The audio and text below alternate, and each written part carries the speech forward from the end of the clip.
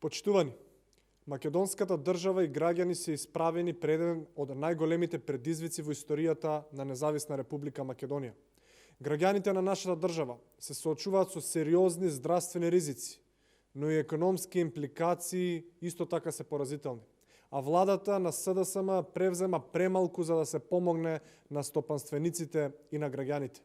Ниту централната власт, ниту пак локалната не прави доволно за поддршка на стопанството и граѓаните.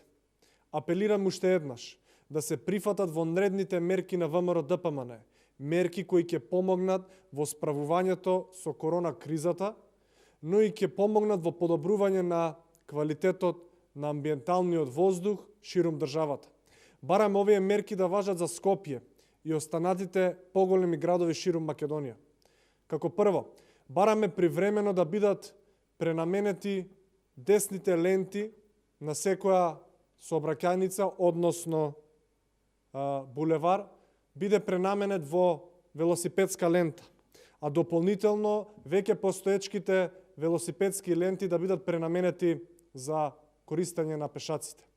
Како второ, на местата каде што веќе има велосипедски патеки, а нема можност десната сообраќајна лента да се пренамени во велосипедска патека, постоечката велосипедска патека да се дуплира во големина и ширина, односно да се овозможат безбедно движење на граѓаните.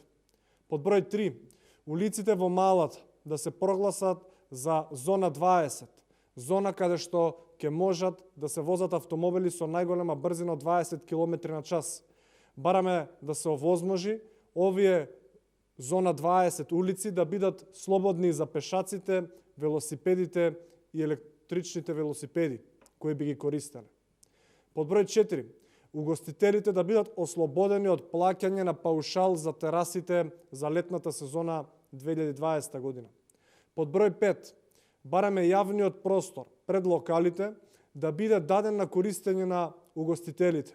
Бараме додека трае корона кризата да им се овозможи на угостителите бројот на маси кои го имале во своите локали и на терасите, заклучно со 18 март 2020 година, да имаат можност да ги постават на јавниот простор околу нивните локали.